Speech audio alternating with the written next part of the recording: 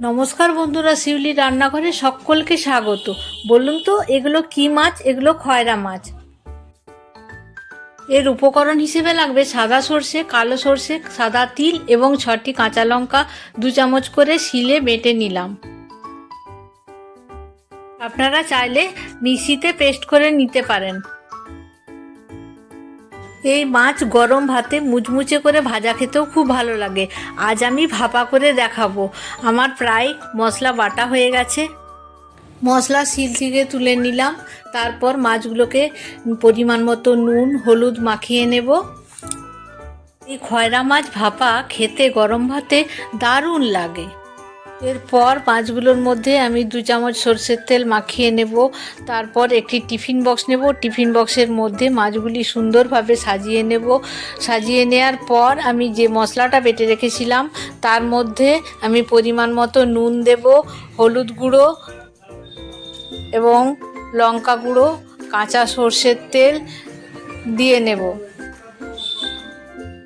এরপর এতে পরিমাণ মতো লঙ্কা গুঁড়ো দিয়ে তারপর মশলাটাকে খুব ভালোভাবে গুলিয়ে নেব, যাতে কোনো দানা দানা না থাকে।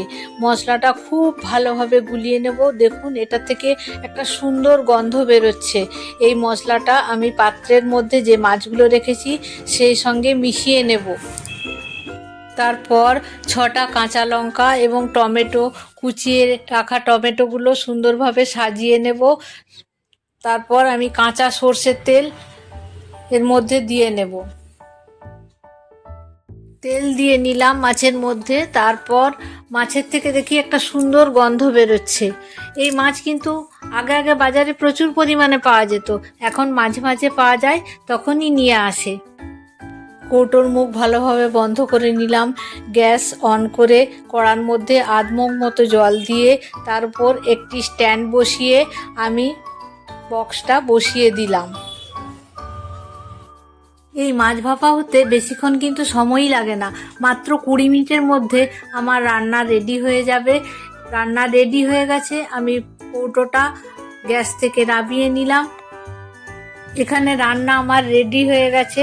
আমি এবার কৌটোর ঢাকনাটা খুলে নিলাম। দেখুন কি সুন্দর রং এসছে। এবার আমি কেটে রাখা ধনেপাতাগুলো এর মধ্যে ছড়িয়ে নিলাম। এই রান্না গরম ভাতে জাস্ট অসাধারণ লাগবে। আপনাদের ভালো লাগলে আপনারা বাড়িতে ট্রাই করবেন। লাইক কমেন্ট শেয়ার করবেন। দেখা হচ্ছে পরের ভিডিওতে। নমস্কার।